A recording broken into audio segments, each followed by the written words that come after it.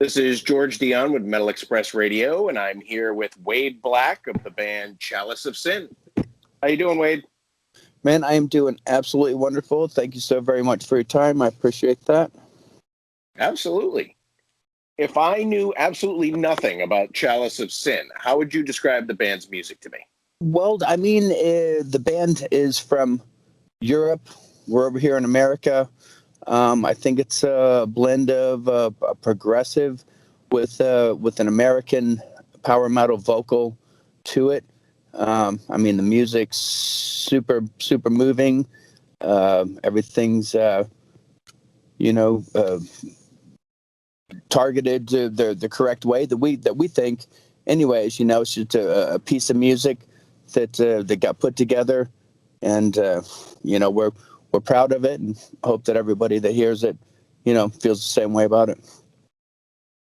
You're releasing your self-titled debut on Frontiers Music on June 18th, 2021. Why don't we talk a little bit about the singles that have been released? Do you want to talk a little bit about the single Chalice of Sin and kind of where you were in the songwriting process there? Chalice of Sin, came up. Was a song that I ended up shopping to Serafino at Frontiers. He loved it.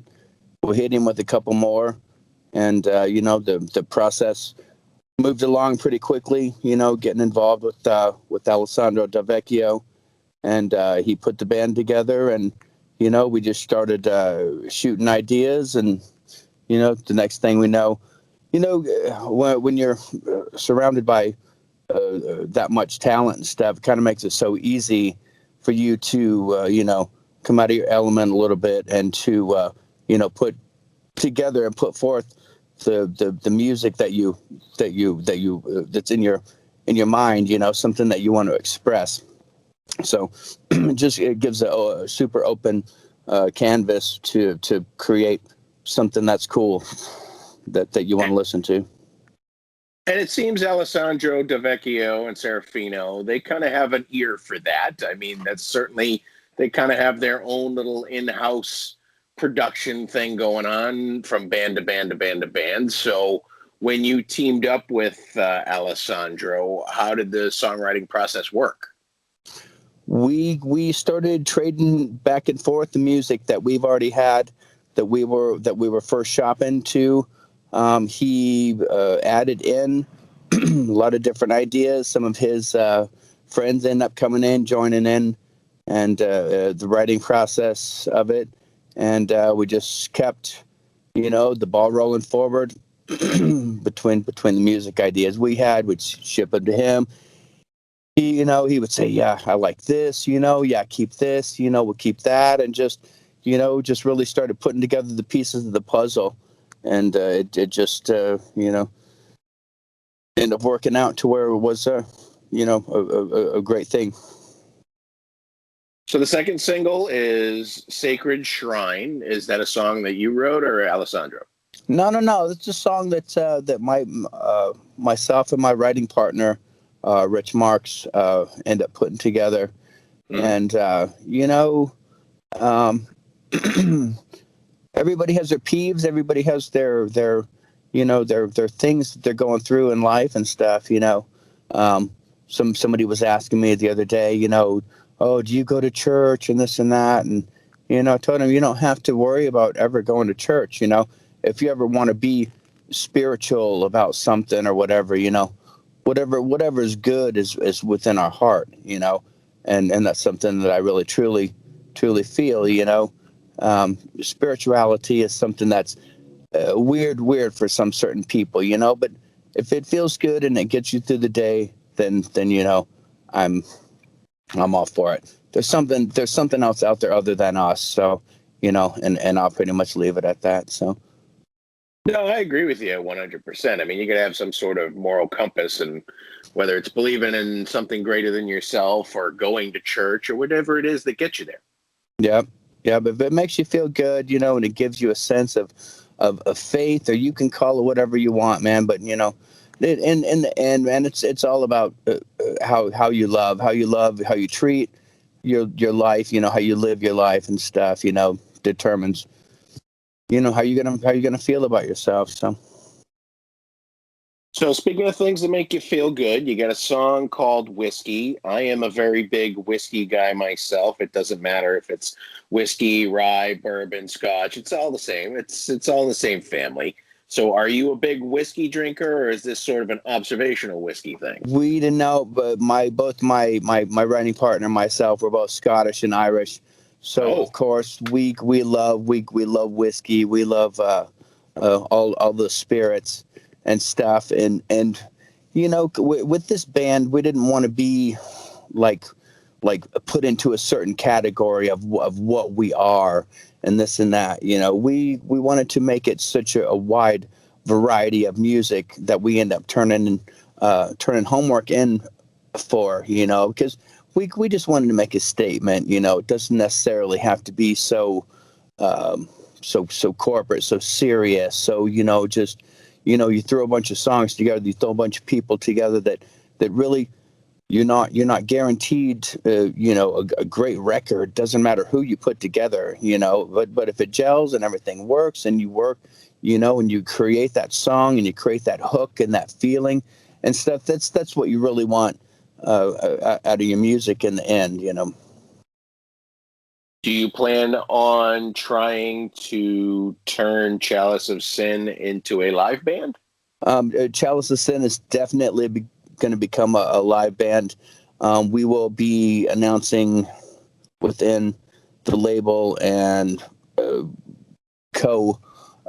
existing with a management company and a booking company that's huge, that's in Germany, that we've been talking to. So everything's in the works with that. As soon as things clear up, then we'll be able to get over and bring our brand over there.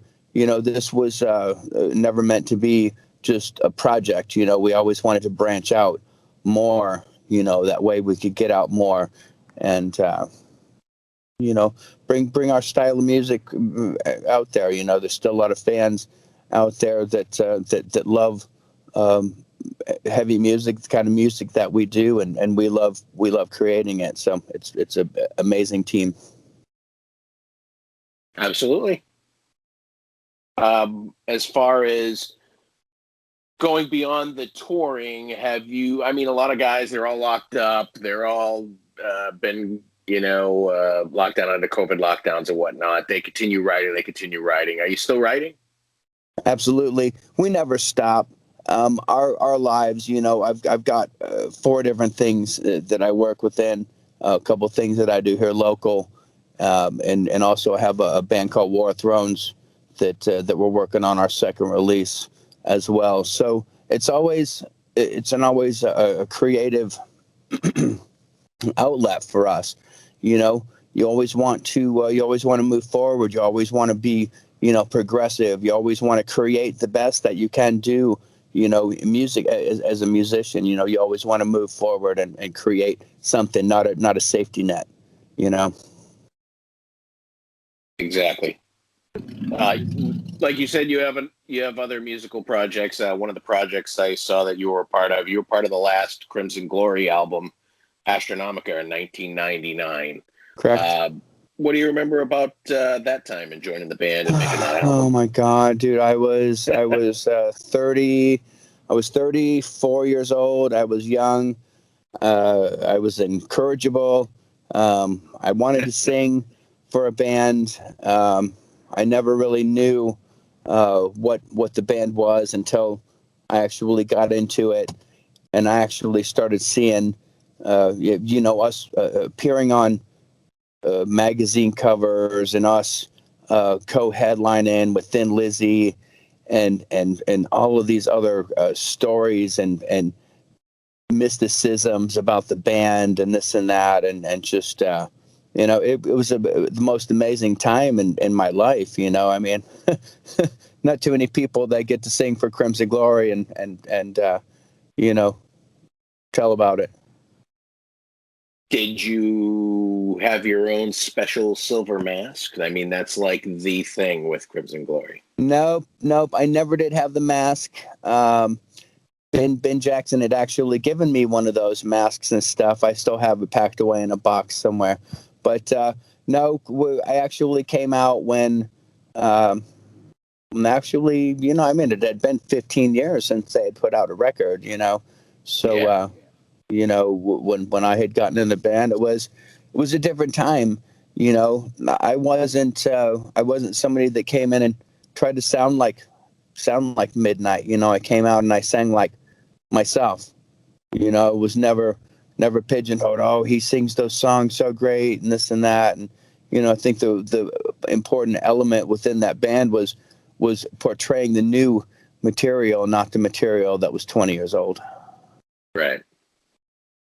But everybody wants to hear that old stuff. The nostalgia still lives. So Sure. It's what everybody's comfortable with, of course. An album I thought you were really good on was 2002's Seven Witches album, Exiled to Infinity. that's funny. Now, Jack Frost, I've heard stories, but I mean, what do you remember about working on that album? That was a interesting time. I had just left out of Crimson Glory, and I was looking for something else to do. Jack had a deal with I think it was Sanctuary Records, and I just honestly thought at that particular time, he had sent me some songs. We started sending songs back and forth and stuff, and things just happen. They happen for a reason. That record came out. I don't know how many copies that it ended up selling. I know that we were in a lot of different kind of magazines. I know that we went on tour with Annihilator for 7.5, almost 8 weeks over in Europe. It was just it was an amazing time, man. It was an amazing time for metal, and just to get out on the road with peoples and icons such as Jeff Waters, and just going out there and paying homage, man, and just having a metal heart and just going out there and having fun and getting our music out there was the best time. So have you ever tried going a little bit outside of heavy metal? You seem to do a lot of mostly heavy metal projects, but everybody kind of dabbles outside of it. I could probably do just about anything. I'm pretty diverse. I kind of call myself like a metal chameleon, like whatever leaf that I hop on, the time that you put into it or whatever, I could probably make just about anything sound tolerable. So you're working on Chalice of Sin touring overseas. What do you got over here in the United States going on? Well, we've got my band War Thrones that are coming out with our sophomore effort. We did a soft release with a company that actually didn't do well with the release. So we're actually going to re-release the record, our old one. We've got a brand new one coming up. So we're in touch with a couple labels right now that are going to actually do the release of that. And of course, man, we want to get on the road. We want to come out and tour. We want to come out and play. I don't like my day job. So it sucks. It's hard, man. You just got to go through the hoops, man. You got to there's a certain pecking order that you have to go through at this particular time. It sucks, but things are starting to let up a little bit, and I honestly think that maybe in the short time that everything will get back to normal and we can get out to do what we all love to do and what the fans love to see.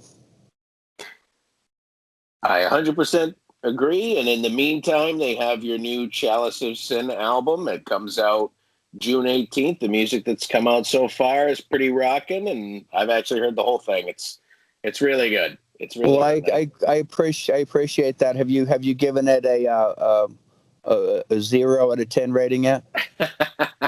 It hasn't been assigned to the writers at the website yet. It's still a little early, so maybe I hear you. Well, I look forward. I look forward to it. Like I said, we had so much time, so much good times within creating this and stuff that I hope that the listener hears. What we worked hard for is the song. You know, you don't have anything unless you have the song, you have the hook, something to listen to. So Right, and you know what? It was if I can be brutally honest, when I first saw it, I was like, Chalice of Sin, I have no idea who this is, and I just kind of brushed it off for a little bit, and then I came back around, and I'm like, I'm going to give this a listen. I'm like, holy crap! Why did I wait so long to listen to this? that's awesome. That's awesome. You know, I mean, name recognitions and stuff, you know, get your foot in the door. You know, some people have heard of me. Some people have heard of Alessandro because he works with Hardline, a couple other bands and stuff. But, you know, I guess in the end, the cream rises to the top, you know, and it's not a cookie cutter. It's not something that sounds like 10 other bands. I honestly think that we have our own niche at what we do, you know, and we just want to continue to do that, you know. Absolutely. That's all I have for you today, Wade. I really appreciate you speaking with Metal Express Radio today. Well, thank you so very much. I appreciate your time. If there's anything else that I can do for you, you feel free to get back in contact with me. But once again, thank you so much, man. I'm glad that you dig the record. We love you.